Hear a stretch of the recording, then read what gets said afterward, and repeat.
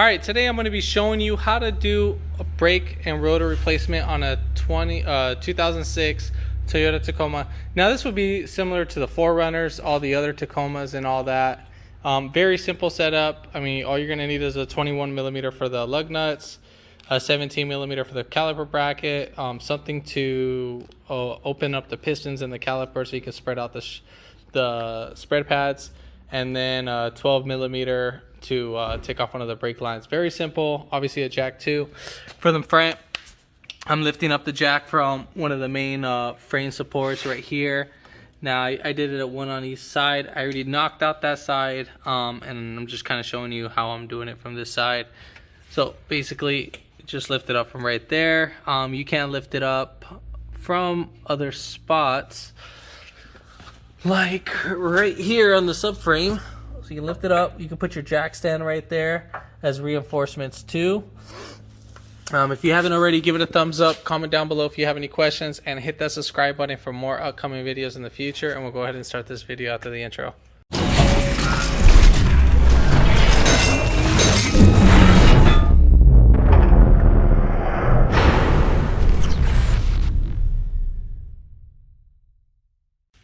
Alright, so we're going to take off these 21mm.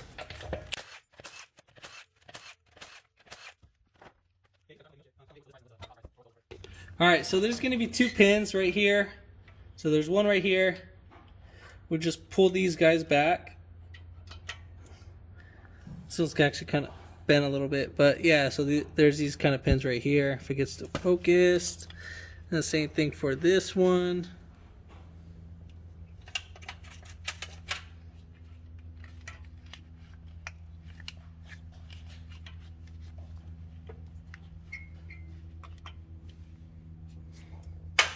And then we could just pop these pins out just like this. Now if yours is on there pretty tight, what you can do is tap from right here and then use some pliers to grab from out this end, and then they should pull right out. And then if you get one from one side, you can just push out the other just like that. And then this guy right here, you just pull this guy right back. We'll just leave this to the side. And then we can get two screwdrivers. We can put one right here. Show that part. And then we're just going to spread against the pad and the rotor, because we're replacing the rotor, so I don't really care. So what we're doing is that we're opening up the shoes. We're pushing back the piston.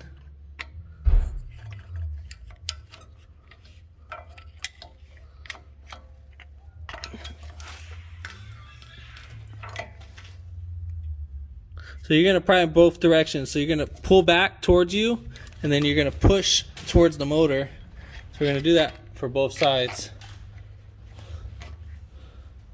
And then one might retract. And if one does retract, you can stick something in the other one. See how that one opened up? So you could probably stick something right here.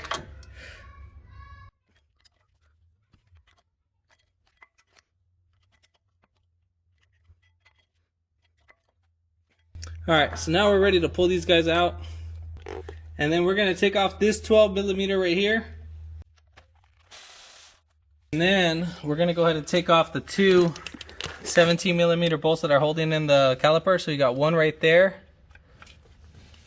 And then there's another one right here. Do not, take off these big ones right here, the one that are on the caliper. So you can get confused with these two 17mm. But no, you want to get the one that's back there near the lower control arm. So that one, and then this one. It's not the ones you can see, not these four. There's two right here and there's two right there. You do not want to take those off. I just want to make sure we're clear on that.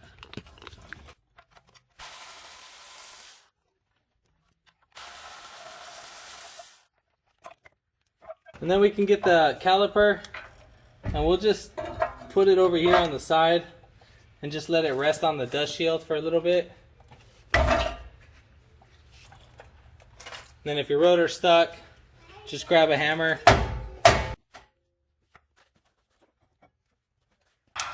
spin your rotors.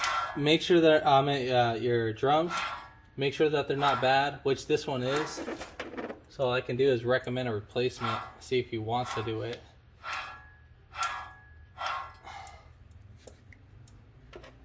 But I highly doubt it. So we're just gonna go ahead and put everything back together because he's on a really tight budget. So we'll set that for the next plan. All right. So go ahead and put your rotor on.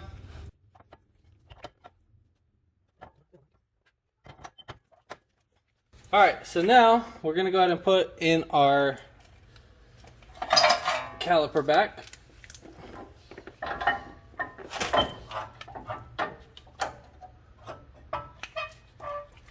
And remember, if your caliper's not going in, just kind of push this out the way because you have a hard line. And we'll just go ahead and thread everything by hand.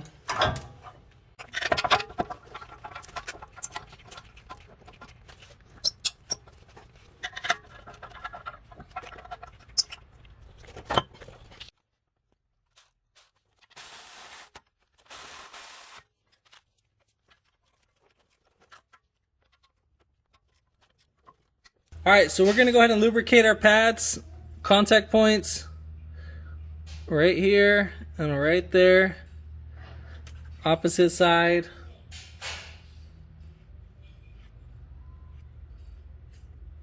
Just want a nice thin coat. And then I would get inside the holes, like right here. That's where our little guide pins are gonna be at. Same thing right there. And the same thing right there.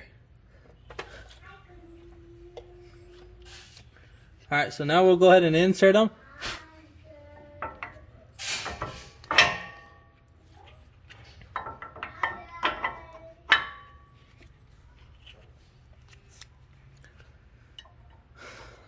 Now if you put them in too far, you can just pry them back just a tad bit.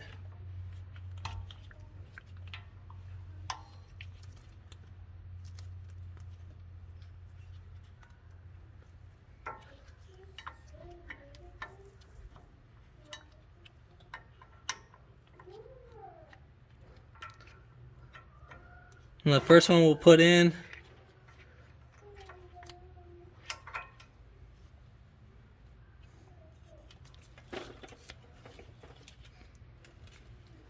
And right here, just make sure you insert them through the hole. Sorry, I wasn't recording that, but the only thing I did was just put this in the little pinhole. And then for the next one, we'll go ahead and insert like this.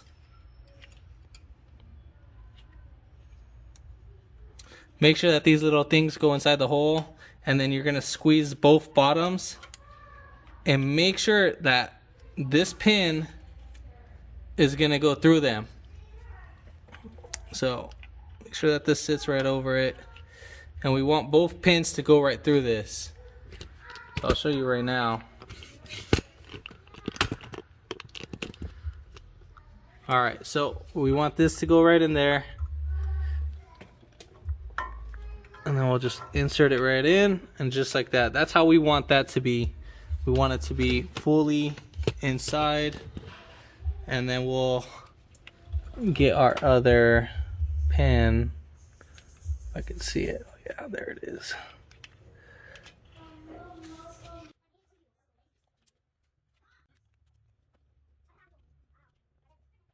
All right, there we have it. All right, so now we're gonna go ahead and put on our bolt.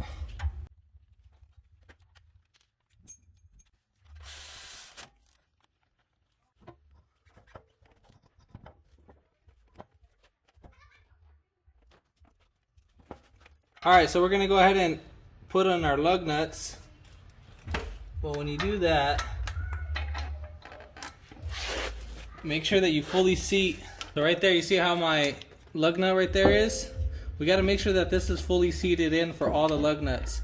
So I would snug in bottom and top and make sure that they're both in. And then once they're both in, then you can go ahead and hit every lug nut.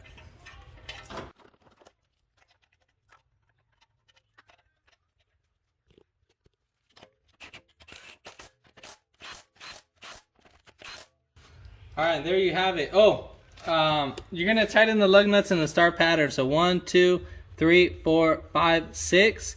Tighten them like that, and yeah, pretty much pump up your brakes. Well, start your car, pump up your brakes, and then you're all set and done. If this video helped you out, give it a thumbs up, comment down below if you have any questions, and hit that subscribe button for more upcoming videos in the future. And thanks for watching.